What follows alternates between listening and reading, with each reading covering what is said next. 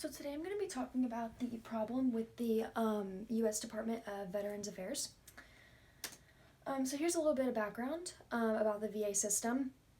We can trace veterans' benefits back to the Revolutionary War, but it wasn't until 1930 that the Veterans Administration was actually created, and it wasn't until 1989 that the Department of Veterans Affairs was actually established at the cabinet level.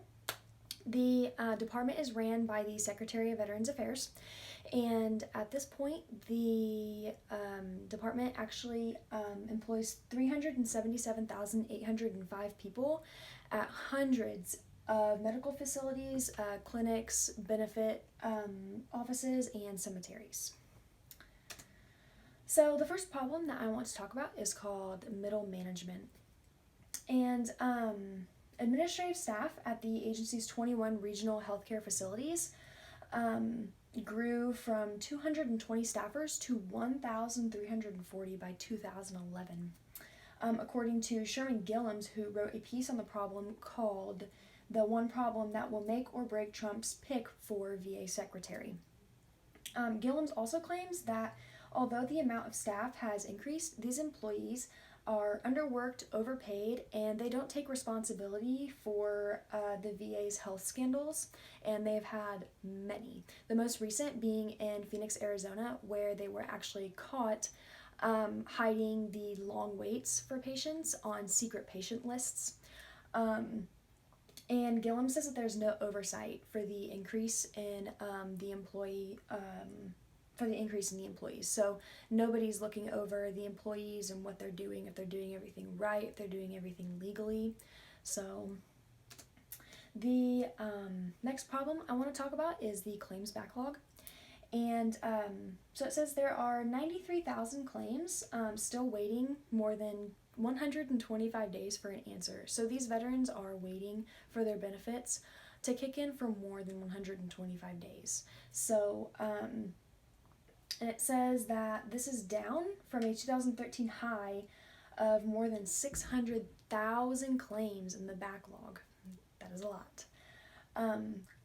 Caldwell from Concerned Veterans for America says that this is a very small victory and there's still a long way to go in modernizing how these claims are processed.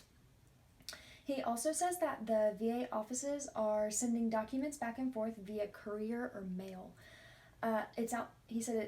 He said that it's astounding in the digital age that they are still operating large parts of the claims process in a way that is not much different from how they did it in 1980. So when they first became a cabinet level department.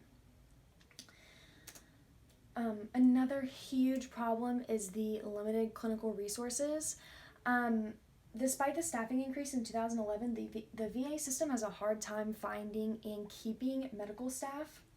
The Paralyzed Veterans of America actually called for 1,000 bedside nurses for spinal care units.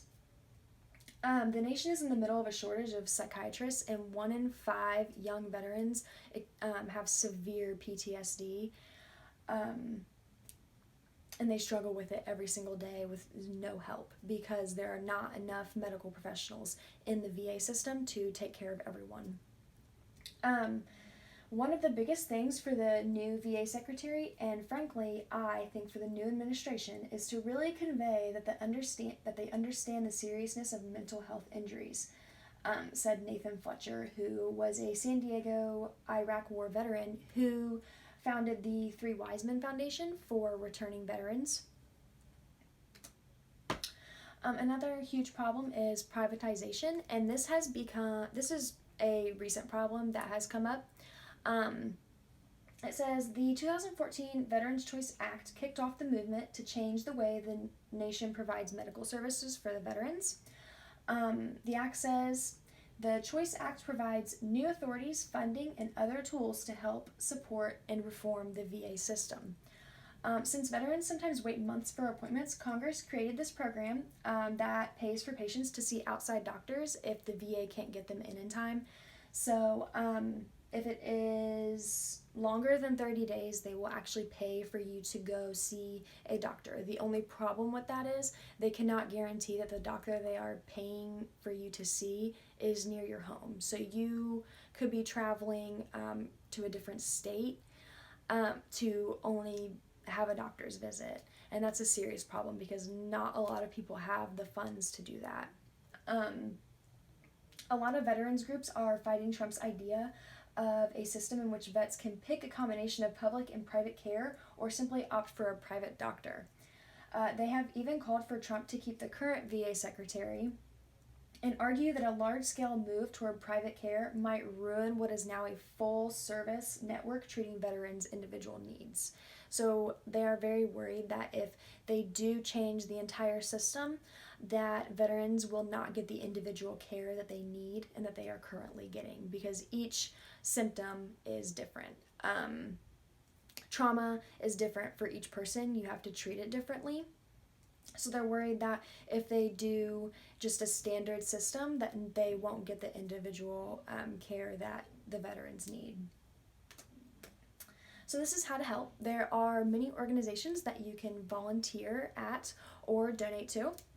And these are just a couple of the bigger ones. CNN actually did a huge piece, and this is where I got all my information on the best programs that you can volunteer for or donate near you.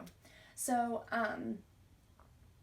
you can donate and volunteer at the Hoosier Veterans Assistance Foundation, and the foundation provides housing services, employment services, and a vet-to-vet support system that allows veterans to talk to other veterans about their PTSD and things that maybe a civilian would not understand. And it also has an outreach program for the veterans and civilians. So you can go and you can hang out with the veterans and talk to them. Another really good program is Hope for the Warriors, and this program was founded by military wives to help military families transition into civilian life. So they offer housing plans, medical plans, just anything that you or your family will need to get started on your civilian life. The last program that I think is a very, very good program is called the Iraq and Afghanistan Veterans of America organization, and this is a 10-year-old program that helps returning veterans with health, education, and seeking employment. IAVA also encourages ways for them to connect with other veterans. So again, they can talk to each other and work through their problems with people who will better understand. And you can also donate or volunteer to help this program continue to grow. This is my works cited. Thank you so much.